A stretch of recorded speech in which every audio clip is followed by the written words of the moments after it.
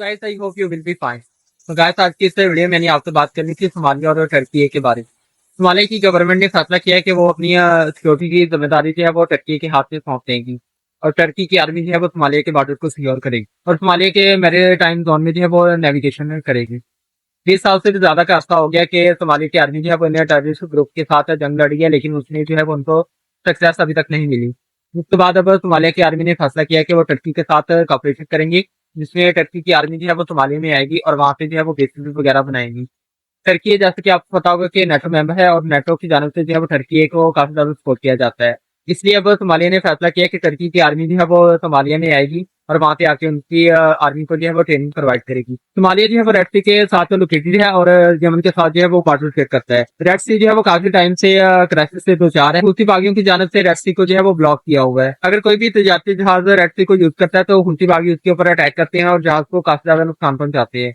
इससे जो है वो सोमालिया भी काफी ज्यादा परेशान है, क्योंकि सोमालिया के बहुत सारे पायरेट्स जो है वो मैरीटाइम जोन में एक्टिव है और कोई भी जहाज अगर वहां से गुजरता है तो उसको लूट लेते हैं और बहुत सारे पैसेंजर को जो है वो मार भी देते हैं।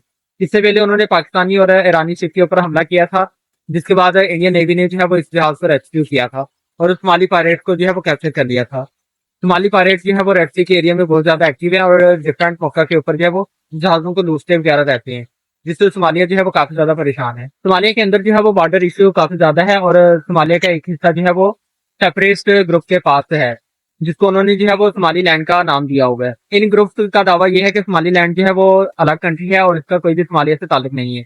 लेकिन दुनिया में कोई भी कंट्री जो है वो सोमाली लैंड को तस्लीम नहीं करता, लेकिन तमाम कंट्रीज जो है वो सोमालिया को ही एक कंट्री से सबक करती है और सोमाली लैंड जो है वो कोई भी कंट्री एक्सेप्ट नहीं करती। सोमालिया में जो है वो एक और मुतनाज़ा है, जिसमें इथियोपिया जो है वो एक लैंड लॉक कंट्री है और उसके पास जो है वो कोई भी पोर्ट नहीं है, जिससे उनको जो है वो अपनी तजारत करने में बहुत ज्यादा मुश्किल का सामना करना पड़ता है। इथियोपिया की गवर्नमेंट ने जो है वो सोमाली लैंड के सेपरेटिस्ट ग्रुप के साथ जो है वो एक कॉपरेशन किया था और उनके साथ एक एग्रीमेंट हुआ था, जिसमें उन्होंने जो है वो एक पोर्ट लीज के ऊपर ले ली थी। इसके बाद इथियोपिया जो है वो इस पोर्ट को यूज करता था और इसके थ्रू अपनी तजारत करता था।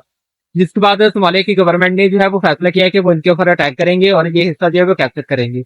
लेकिन सोमालिया की आर्मी जो है वो काफी ज्यादा वीक है, इसलिए उन्होंने जो है वो टर्की से कॉपरेशन मांगा है। टर्की ने जो है वो इस एग्रीमेंट को साइन कर लिया है और अब टर्की की आर्मी जो है वो सोमालिया में जाएगी और इन सेपरेट ग्रुप के साथ जो है वो जंग लड़ेगी और सोमाली लैंड का हिस्सा जो है वो कैप्चर करके दोबारा से सोमालिया का हिस्सा बना देगी। सोमालिया ने टर्की के साथ जो है वो 10 साल का एग्रीमेंट कर लिया है और इस एग्रीमेंट के मुताबिक 10 साल तक जो है वो टर्की की आर्मी सोमालिया में मौजूद रहेगी और उनकी आर्मी को जो है वो ट्रेनिंग प्रोवाइड करती रहेगी, जिससे सोमालिया की आर्मी जो है वो फ्यूचर में काफी ज्यादा मजबूत हो जाएगी और अपने इलाके का भरपूर दिफा करेगी। आई होप कि आपको ये वीडियो अच्छी लगी होगी। अगर अच्छी लगी है तो आप इस वीडियो को लाइक करें, शेयर करें और मेरे चैनल को सब्सक्राइब करें।